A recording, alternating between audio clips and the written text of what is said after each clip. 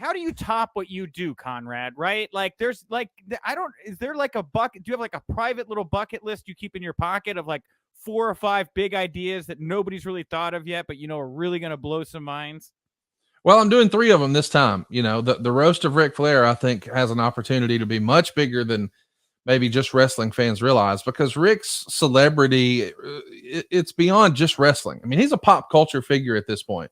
If you just type in your Google machine Ric Flair rap song, there's probably 24 rap songs just named Ric Flair. I can't tell you how many are referencing his lifestyle and his way of life back in the 80s and all that stuff. So he is we're going to have a mainstream turnout. We're going to have a lot of big time folks who are participating and taking a look, and it's going to be a big undertaking, the biggest I've ever been a part of for certain.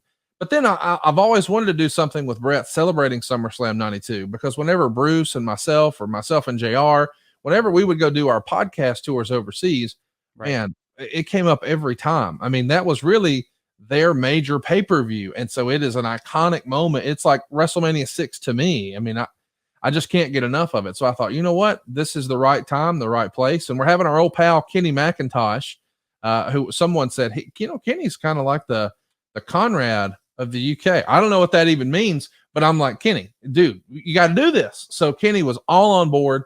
So glad to have him on stage. And we're going to have some other big surprises. But yeah, the big idea was, let's do like an almost one night stand for Jim Crockett Promotions. Yes. I absolutely loved ECW. It was my favorite promotion as a kid or as a teenager. And when it went away with a whimper, we didn't know it was the last one. It just happened in Pine Bluff, Arkansas, and there wasn't any pomp and circumstance, and it just sort of went away. And so as soon as they announced tickets were on sale or what they were going to be, it was $1,000 for ringside, Nick. I remember that because I'm 23 years old thinking, can my buddies and I really swing $1,000 here for a ticket? I mean, you still got to get there. Sure. But we made it happen, and I got to be front row for ECW One Night Stand. I've managed to email Jeremy Borash and figure out that he was the guy helping put together Hardcore Homecoming. Got to be front row for that, and that is my favorite wrestling memory until All In the first Starcast. It was like, what a great weekend this was, where I got closure. I got to feel it one last time. We talk a lot on my podcast about star ratings and buy rates and just, the television ratings and the gates and the merchandise. But as a wrestling fan, man, none of that really matters. At the end of the day, what we're all sort of chasing in this bubble, everybody watching this, is the way wrestling made us feel when we were a kid. And that's what I wanted to do is bring that same feeling that I got at the Hammerstein Ballroom and at the old ECW Arena in 2005. Can we do that for fans who grew up maybe a few years before me, but man, 84, 85, 86, that was their time. And I think it's a really cool thing to do. I had such a great time interviewing Mr. Jim Crockett for our conversations with Conrad Peace on adfreeshows.com.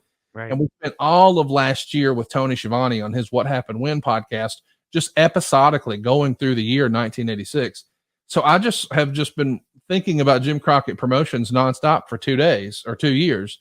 And I, through the course of all that, got to be pretty good friends with David Crockett. And I pitched an idea, hey, what if? And to my surprise, he was more excited about the idea than I was. So here we go. One last time, Ric Flair's last match, Jim Crockett Promotions, 6:05 on a Sunday. Come on, that's going to be awesome. Well, and just to circle back right here, yeah, the SummerSlam 92 stuff is really cool. I think the reason people get you, and I think Kenny's the version of you, is you guys have the same accent. So I think there you go. Same. There you go. That's the tie it is there. Dude, that was like, by the way, SummerSlam 92, like that may have been one of my early wrestling intros, because we had Take One Video, which was like our small town blockbuster. And like, I distinctly remember the cover art and the vibe of like Wembley and stuff, and like how big it felt. We were a real little kid. It just feels even bigger, Yes, absolutely. And we get to celebrate that with Brett. And man, from a podcast, I just love nostalgia. And so we're leveraging nostalgia. Yes, we are going to have some current stars, and we got some other big plans coming. But to me, the pillars of this thing are the roast of Ric Flair, the Horseman panel, which we haven't even mentioned yet, Bret Hart 30 years later talking about SummerSlam 92, and then Jim Crockett Promotions, man. What a fun way to end the weekend. Well, let's talk about Rick here. Yeah, a couple questions, obviously hit up the team. So like with Rick being come back, there's a lot of love. There's also some controversy. Chris Cruz out there trying to get this thing shut down, right? Thinks Rick might be very seriously injured, if not worse, if he's to participate in a pro wrestling match. What's your response to him and to other fans that seem to be genuinely concerned about Ric Flair's well-being getting into a wrestling ring? I know that Rick, if he was asked this question, would probably be combative, but I understand it comes from a good place. I mean, it comes from a place of concern and love. I mean, everybody wants to see, our favorite legends and heroes live forever and do what they love forever. And, we all have different ideas about what that is. But at the end of the day, this is Rick's decision. And more importantly than that, he is my father-in-law. So we've had a lot of conversations about that. He's been cleared by his doctor. He's good to go. He's been training at a high level for a long time. He's really, really proud of his cardio. And we actually recorded his podcast earlier today, and he bragged about how many squats he can do and how long, and, how much he can do on the rowing machine. And he went through a whole battery of tests and got a rating and the doctor said, you're good to go. So if his doctor approves and Rick approves and it's something Rick wants to do, I feel like we go with that rather than, no offense, a commentator he probably hasn't talked to in 30 years. And I'm not upset that Mr. Cruz has concerns. I know that there's a whole contingent of internet fans who don't like Mr. Cruz, but if he's trying to make wrestling a better, safer place and take care of those folks that we grew up watching and loving, I think that's great. But at the same time, I think he probably doesn't have all the information. And even now, there's a lot of speculation. He's going to wrestle this guy and they're going to go 60 minutes and it's going to be a hard hitting match. Guys, it's going to be fun. Okay. we're going to have fun, but I don't think anybody should tune in and expect to see it's going to be Bret Hart and Shawn Michaels at WrestleMania 12. That's not going to happen. So this is going to be a nostalgia show and a fun show, and the type of shows you would see if, you went to a random card and Jerry Lawler was wrestling in the main event. You're not going to see the Lawler from 81 in 2022. And nobody wants to see it. We're just happy he's here and he's got that crown and he's working. And we're going to see a lot of that. It's going to be fun. And I'm excited to be a part of it. Has Jerry's style really changed that much? Has it?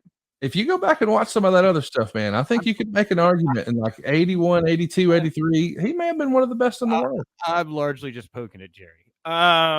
So with the match though, you talk about how this could be fun, right? Yeah. The word on the street was that Ricky Steamboat was going to come out of retirement, team with Rock and Roll Express against Rick and FTR. Ricky since come out to let everybody know he declined the offer to have this match. What happened there? How deep did you get into talks with Ricky? From your side, what was that story like?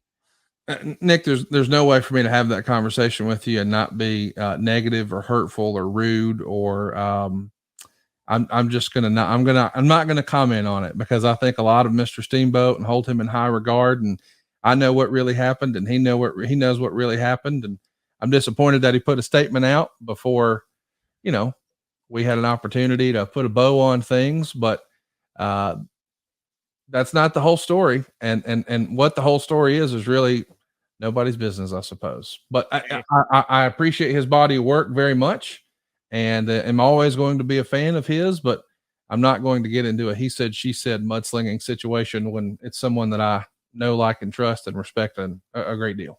Fair enough. And so do you have any idea of who will be teaming with the Rock and Roll Express now to take on Ric Flair and FTR Circus? I've never said FTR's in it. I've never said the Rock and Roll Express are in it. All we've announced is that it's Ric Flair's last match, and there's been lots of speculation, and lots of folks are rushing to have the scoop and make a post, and they're posting inaccurate stuff. And in an effort to try to break the news, they're making the news and they're changing the news, and that's disappointing. But the reality is Ric Flair has his last match. We have a 7-match card mapped out, and we haven't announced it yet. And the folks who have been contacted know that they've been contacted, and it is what it is. But we do have a plan. It is going to be a great show. It is not a 1-match event. I want to make sure everybody understands this is not a 1-match thing, but it is going to be Rick's last match. But it's going to be a full card. It's going to make you feel good. If you love wrestling and you love nostalgia, we're going to have the stars of today, and we're going to have some cameos from the stars of yesteryear. But the main event, sure thing, is going to be Ric Flair's last match. But I can't tell you all the details yet because it's just not time. Okay, fair enough. Hey, you can't fault a guy for asking, right? Sure, like you said, sure. Right? Like you said, it's been all reported. It hasn't been on the record. I thought I'd trick you into saying something here. You didn't fall for it. The other thing I do want to say though, I'm not upset about the Ricky Steamboat thing. I know that sometimes, when I said something the other day on Jeff Jarrett's podcast, and boy, it just got clickbaited everywhere. I just want to add the proper context here. Lots of conversations have happened about what if, and we got everyone that we asked about it. Everyone said, "Yep, I'm in." And so we've had conversations, but ultimately, that's not the match you're going to see. But I've never said what the match was going to be. So when people are saying, "What's the match now?" Well, what was it ever? I mean, we've had a lot of hypotheticals. So, we could say hypothetically right now, next year's WrestleMania is The Rock versus Roman. Everyone said that hypothetically, but when does WWE announce that? When has Rock said that? So it's all just conjecture at this point, is my point. Rock alluded to it in Young Rock. He made a reference to it. He stirred the pot there. He knew what he was doing. Sure.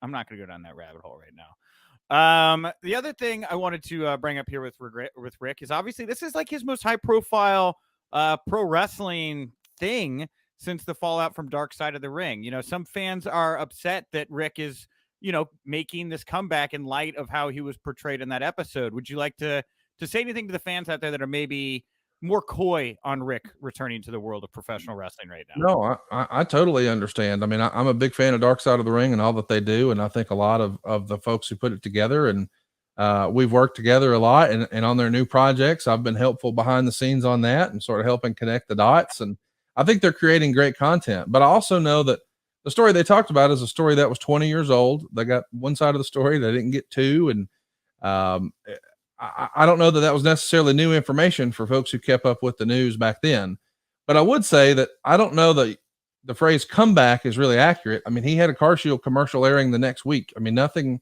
he's been making public appearances ever since. His dance card is full on the autograph circuit. He shot multiple television commercials since, including just one a couple of days ago. So this whole comeback narrative, I'm not saying this to be dismissive, but do you know how many wrestling fans there are in the world and how many Ric Flair fans there are in the world? And do you know how few of them watch Dark Side? Like, in the scheme of things, this is an inside the bubble thing. And that, I'm not dismissing any of the allegations or what was said or any of that. I wasn't there. I don't know.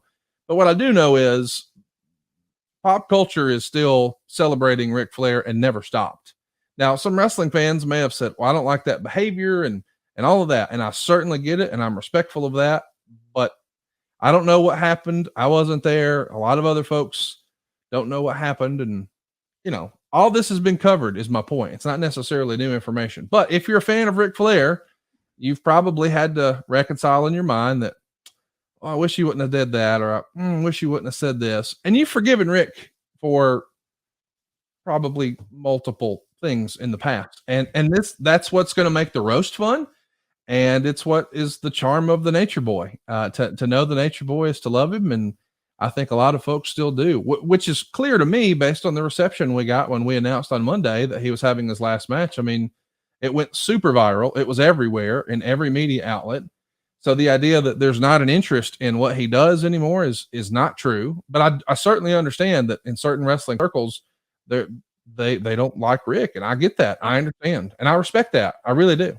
Yeah, no, that's fine. I just want to get your take on it. And my follow-up is obviously, what's your relationship now with Dark Side of the Ring? But it sounds like you guys are still working together in some capacity, and that the relationship will continue on. Yeah, we've always been polite and friendly, and always will be. I mean, I don't know that I can spill the beans on what they're working now. I know a lot of folks. I was trying to get that one too, but okay, fine.